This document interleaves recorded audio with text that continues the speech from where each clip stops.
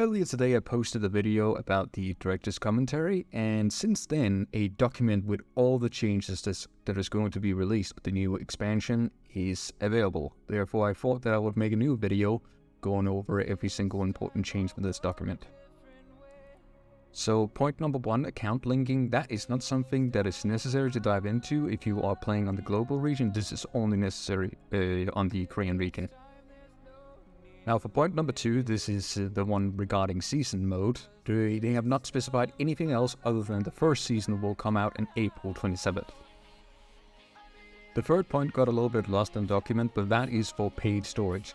It doesn't mean like storage that you have in town. This means that when you buy something for rubies or for diamonds in the shop, then you will have like this little storage where you need to check it out from. If you have leftover items in that storage, then it will be sent to your mail when this update hits. So point number 4, character related information. This is specific to the amount of characters that you can have in your account. I believe right now you can have 3 characters for free. Once the new update hits, you can have all 8 spots for free. But if you have already purchased slots beforehand, those diamonds that you spent on buying these expansion slots will be sent to your mail. You will not be refunded with money, but you will be refunded with the diamonds that you spent. So the 5th point is actually pretty interesting. This is regarding the auction house, the introduction to the integrated exchange. This means that if you set something up for sale and you only allow people to bid on it, then the auction house is going to work exactly as it did before. Meaning that if you put it up for bidding on Europe server, it's only going to be available on Europe server.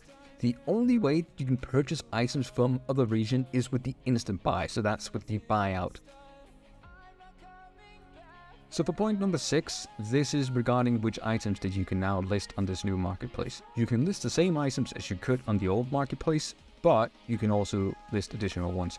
They have not specified which additional ones this is, so we can only speculate. But for example, right now, Runelink runes and Rose Skill runes, you can only put those up if they're legendary. Maybe after the update you can even put magic and rare link runes on the marketplace itself. Maybe they will also get rid of the exclusion tag, which is like you cannot put it up on the marketplace no matter what. But we'll have to see about that once the update actually comes around. So the 7th point is regarding rune balancing and engraving method change. This is when you awaken runes. When you awaken runes, first of all, there is 3 different awakening that the one rune can take. This is RNG unless you use an engraving on it. And when you use this engraving, you can specify exactly which one you want. But after that, even though, there's a RNG roll on how good this rune is actually going to be. So let's say, for example, you chose something that's going to amplify your damage by 6% up to 10%. That's another RNG roll, and that's been extremely badly received. The fact that you have to go through multiple stages of RNG in order to actually get your awakening rune. They don't say exactly what they're going to do, and they say they are considering it, so they might not actually do something. But since they put it in the document itself, it seems very likely that some changes are going to happen. So the 8th point is regarding guild changes, and that is actually a quite big one. We do need to do a little bit of guessing work with the document itself because it is directly translated from Korean to English, and that could obviously mess up some of the wording. But it says that guild level and personal rank items will be deleted. This can maybe mean that the grades that we have in the guild is no longer going to matter. That is not going to be displaying at all. So as soon as you join a guild, you are able to purchase every single thing in that guild. And I do not even know if that token system is going to exist in the update once it's pushed out.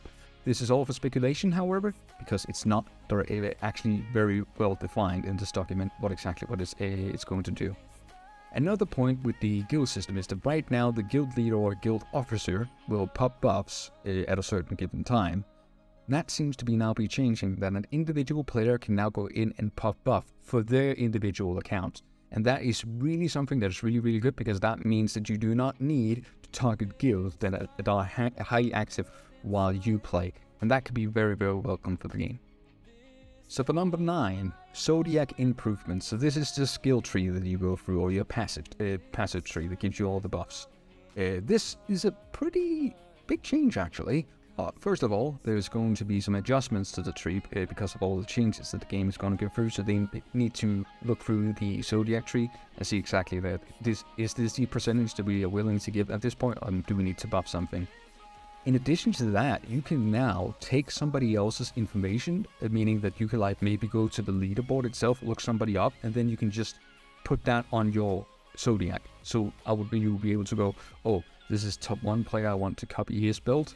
Then you can just take their zodiac and you can just instantly pop it into your zodiac tree, which is quite a change. But so in number 10, alchemy and crafting changes.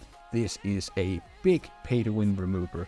What's going to happen here is actually we're going to have the max amount of slots on the alchemy table, so 5 slots. You're going to unlock that through the story itself now. There's no need to purchase that anymore. And I would assume, just like another change, the change with the character slots that we have early on, if you have already purchased them, you will be refunded with diamonds that you spend on it. This can be a little bit interesting. It's going to be interesting to see how many people are going to end up with a lot of diamonds once this update is pushed through. But the game overall seems to be highly targeted towards free-to-play now, and getting a bunch of more people into the game so they can expand upon how many people actually pay for the game itself. Other than that, there's also the issue of stuff that you use for like recipes. Let's say a recipe for orbs, example. That stuff now will also be account shared. So if you have a recipe for an orb, you will have that on every single character, and that could be a little bit problematic if you have the same orb recipe on 2 different characters at the moment. They will be reviewing these issues separately, so they don't actually specify exactly what's going to happen. The 11th point is regarding the compendium system, and this one is a little bit confusing. I do not know exactly what to expect from this change. They're going from the star crystal and the coin system to just a dark energy system. And I don't know if that means that the investments that you have already made into the compendium, if that is going to carry over. It seems like overall, most of it will be refunded, so you will have all your gold, all the money back that you spent, and perhaps the level will be reset, just like what happens when a new act is coming out. But I don't know overall if that means that everybody starts from square one, or you will be like refunded with the like the same amount of dark energy. The 12th point is regarding EXP for growth content. That will be stuff like ruins. That is now going to be decreased. We don't know exactly what it's going to be decreased down to for every single level, so I will leave that at that. Number 13, which is a really welcoming change, they're now going to expand our inventory from 150 up to 300 instantly. If you have already expanded on your inventory, you are going to be refunded with diamonds.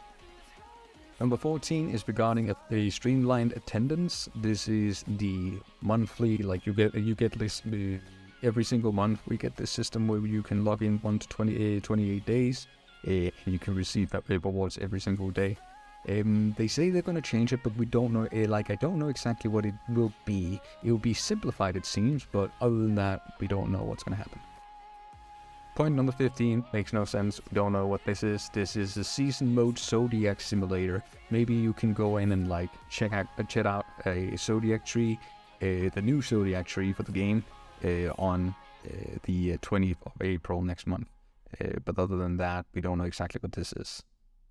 So this was all the big changes that I missed in the other video. I hope you guys enjoyed it. If you want to read through this document yourself, there will be a link for it down in the description down below. But anyway, guys, this is it for me, and I'll see you next time.